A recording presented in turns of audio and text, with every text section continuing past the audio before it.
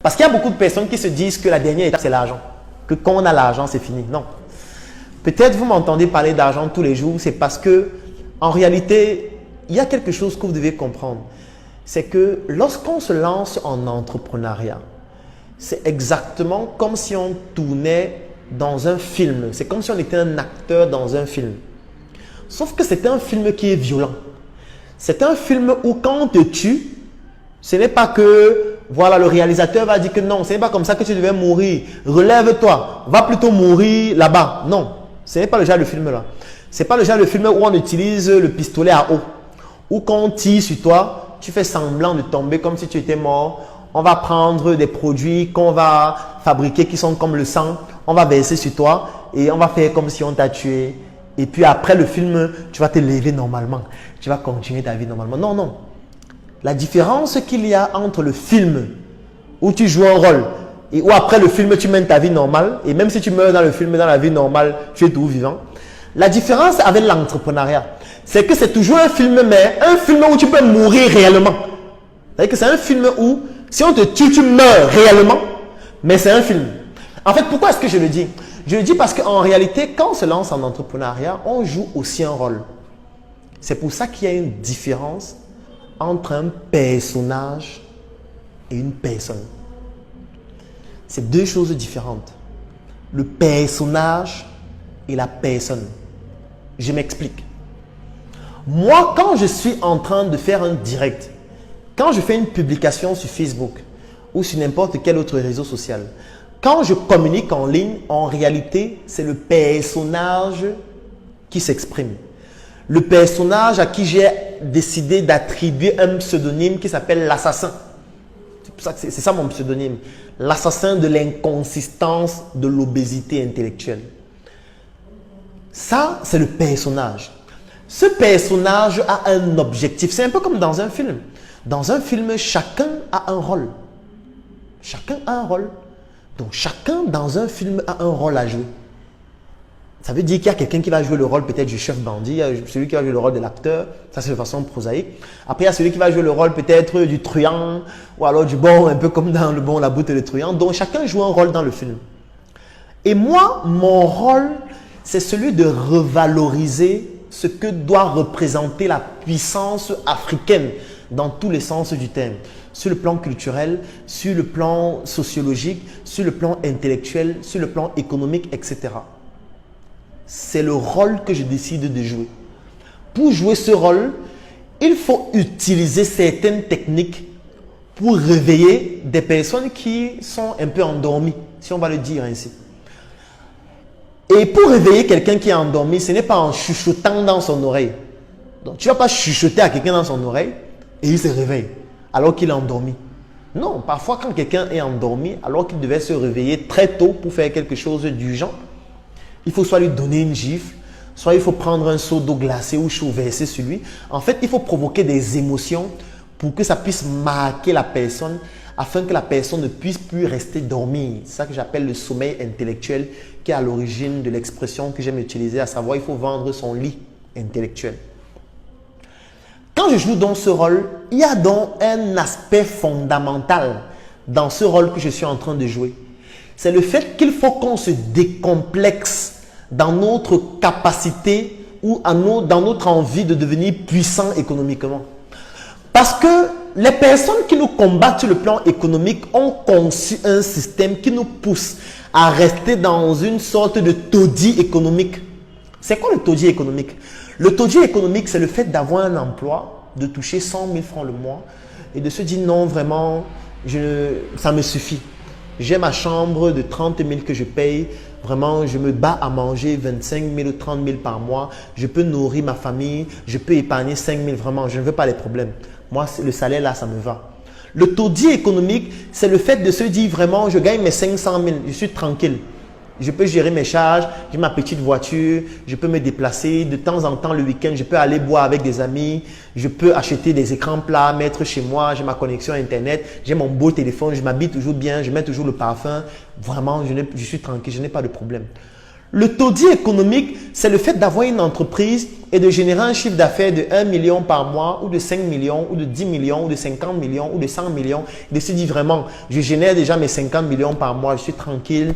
Vraiment, je peux payer mes salariés, je peux gérer mes charges, je n'ai pas de problème, j'ai ma belle voiture, je me gère tranquille. C'est ça que j'appelle le taudis économique. Ça, c'est un taudis économique. Ça, c'est une stupidité économique. Pourquoi je dis que c'est une stupidité économique? Je vais même aller plus loin. Le taudis économique, c'est le fait de fabriquer un produit et de le vendre dans, par exemple, une ville comme Yaoundé, qui est la capitale du Cameroun. Et de dire vraiment, mon produit est déjà distribué à Yaoundé. Vraiment, moi, je vends déjà mon produit à Yaoundé. Il y a mon produit dans tous les supermarchés. Je suis tranquille. Je fais mon chiffre d'affaires de 150 millions par mois. Vraiment, ça va.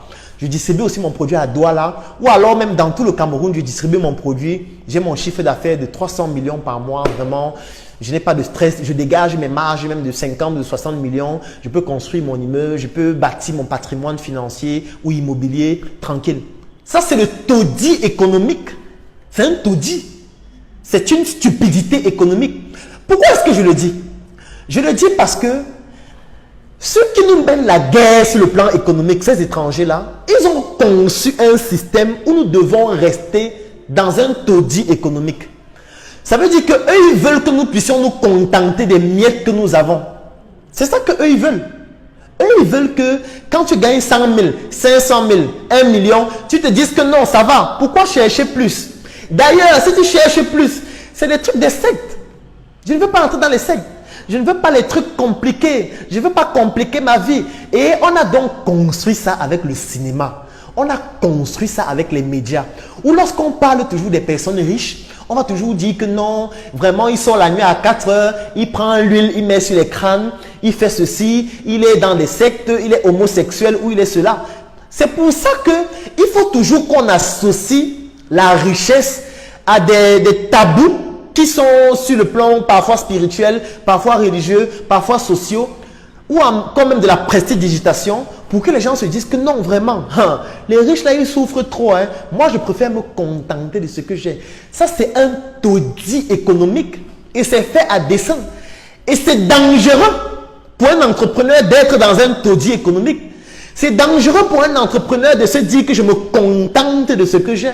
Je me contente d'être le leader de Vokada, d'être le leader de Douala, d'être le leader du Cameroun, d'être le leader d'Afrique centrale. Ça, c'est un taudis économique. Il faut qu'on sorte de là. Et pour pouvoir sortir de là, le premier moyen pour choquer les gens, c'est de parler d'argent régulièrement. C'est pour ça que je le fais. C'est pour ça que mon personnage en ligne le fait. Ce n'est pas parce que dans ma vie personnelle, cette fois la personne, l'argent c'est toute ma vie. Non, l'argent ce n'est pas tout. Je suis conscient de ça. Je suis conscient qu'il y a des choses que pour les avoir, on n'a pas forcément besoin d'argent. Je suis conscient que l'argent ce n'est pas la dernière étape. D'ailleurs, j'étais en train de vous présenter les 5 étapes incontournables du parcours d'un entrepreneur. Je vous ai dit que l'étape où on cherche de l'argent, c'est la 4e étape parce qu'il y a une étape plus importante que l'argent. Peut-être que je n'en parle pas suffisamment, mais c'est parce qu'il faut choquer les gens. Il faut sortir du taudis économique. Pourquoi est-ce que nous ne devons plus rester dans le taudis économique? Aujourd'hui, nous sommes en train de faire ce direct sur Facebook. Ça devrait nous choquer, hein, en réalité. Ça devrait nous choquer de faire un direct sur Facebook. Parce que moi ici, je suis au Cameroun. Il y a des personnes qui me suivent depuis le Togo, depuis la Côte d'Ivoire, depuis le Mali, depuis le Burkina Faso, depuis le Maroc, depuis la Tunisie. Il y a des personnes qui me suivent depuis l'Europe, depuis la France, depuis l'Italie, depuis la Grande-Bretagne, etc. Il y a des personnes qui suivent depuis l'Amérique, depuis l'Asie, etc. Donc nous tous actuellement, nous sommes connectés sur Facebook. Oui, nous les Africains, nous sommes en train de parler de la restauration des valeurs africaines, de la restauration du patrimoine culturel africain, de la restauration de tout ce qui est identité africaine, sauf que nous sommes en train d'en parler sur Facebook. Vous ne trouvez pas que c'est incohérent? Vous ne trouvez pas que même sur le plan digital, nous devons adopter le patriotisme digital? Parce que j'en ai écrit un texte, ça s'appelle le patriotisme digital. Parce que même en ligne, nous devons avoir nos propres plateformes sur lesquelles nous parlons de nos propres choses. C'est l'une des raisons pour lesquelles nous lançons l'industrie Startup Training. Parce que Startup Training, c'est dans cette industrie à travers laquelle nous allons communiquer, nous allons défendre les valeurs africaines, dans nos propres structures, dans nos propres plateformes et ne pas être là en train d'utiliser les plateformes des autres. On ne peut pas être fier aujourd'hui d'être sur Facebook et de parler des valeurs africaines, de l'économie africaine sur Facebook. Et là, je suis obligé de faire un coucou à un ami qui s'appelle Alain Ekambi. Je lui fais un coucou s'il est en train de regarder ce direct, qui avec son équipe a pu mettre sur pied une plateforme qui s'appelle Dicalo. Et Dicalo, c'est donc ce réseau social qui comporte aussi une messagerie instantanée qui s'appelle Ubuntu, qui est disponible sur les plateformes web et mobiles aussi, et qui est fondé par des Africains qui ont intégré les valeurs africaines dans leur plateforme. C'est de ça qu'il s'agit. Parce que nous devons arrêter de faire un direct pareil sur Facebook. C'est incohérent de parler de ce que je suis en train de parler là sur Facebook. Maintenant, la question que je vais vous poser. Vous pensez que le fondateur de Facebook, quand il a fondé Facebook, c'était pour que Facebook soit la meilleure plateforme ou le meilleur réseau social de la Californie ou alors des États-Unis ou alors de l'Europe ou d'un seul pays? Non. Quand il a fait ou quand il a mis sur pied la plateforme Facebook, c'était pour que ça puisse coloniser le monde. La preuve, nous sommes actuellement en Afrique en train d'utiliser Facebook pour faire notre direct, pour parler des valeurs africaines. C'est un scandale, n'est-ce pas? En principe, c'est un scandale. Si c'était en psychologie, on aurait appelé ça une dissonance cognitive. Nous devons créer nos propres plateformes. Des plateformes comme Dicalo. Oui, nous devons en avoir des centaines dans tous les secteurs d'activité. Nous sommes en train de créer la plateforme de Startup Training. Et je vous ai dit que c'est possible que vous puissiez investir dans ce projet. Le délai, c'est le 30 septembre 2020. Donc, si vous voulez encore investir dans ce projet, vous me contactez inbox et vous dites que je veux investir dans le projet Startup Training. Et je vais vous donner les documents afin que vous puissiez rejoindre cette aventure magnifique. C'est de ça qu'il s'agit. C'est de ça qu'il s'agit. Moi, je me rappelle encore une interview où on interrogeait le fondateur de Facebook. Et je tiens à vous préciser que le fondateur de Facebook, il a une armée derrière lui. Parce que tous les jours à la télé, on dit que c'est lui qui a fondé Facebook, c'est lui qui est ceci, c'est lui qui est cela. Mais ce qu'on ne dit pas suffisamment, c'est que son entreprise est cotée en bourse. Et que pour investir dans une entreprise en bourse, on ne regarde pas que tu es de l'Est du Cameroun, tu es du Sud du Cameroun, donc tu ne peux pas investir. Tu es de l'Ouest, tu es du Centre, tu es du Nord-Ouest, tu es du Sud-Ouest, tu es anglophone, tu es francophone, tu es lusophone, tu es africain. Non, on ne regarde pas ça hein, quand on veut investir dans une entreprise en bourse. Quand tu veux investir en bourse, la seule question qu'on te pose, c'est est-ce que tu as de l'argent? Si tu as de l'argent, tu investis. Il y a beaucoup de gens qui ne savent pas que Facebook, il y a des Russes qui sont actionnaires dans l'entreprise Facebook. Il y a des Chinois actionnaires dans l'entreprise Facebook. Il y a des Indiens actionnaires dans l'entreprise Facebook. Il y a même des Africains aussi actionnaires dans l'entreprise Facebook. Facebook, c'est une entreprise qui appartient à des millions de personnes. Donc, il y a des millions de personnes qui ont décidé de mettre leur argent, se mettre ensemble leur réseau, leur logistique, leur plateforme pour pouvoir développer un seul réseau social sur lequel nous sommes en train de faire le direct aujourd'hui.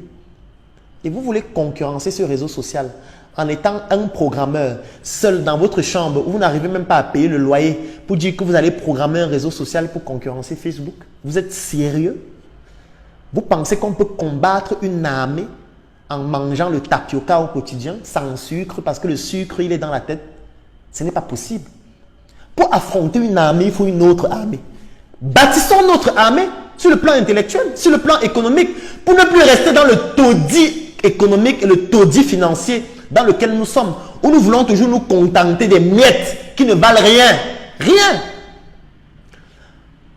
Et quand je suivais ce reportage-là, ou cette interview, la première année où il a lancé sa plateforme, le gars dit carrément que non, vraiment, sa plateforme ne fait pas encore d'argent, vraiment, il ne gagne pas encore d'argent. Et ils sont encore en train de se battre pour trouver comment faire pour gagner de l'argent. Et c'est comme ça que l'interview passe. Où le fondateur de Facebook vous dit que la première année où il a lancé son projet,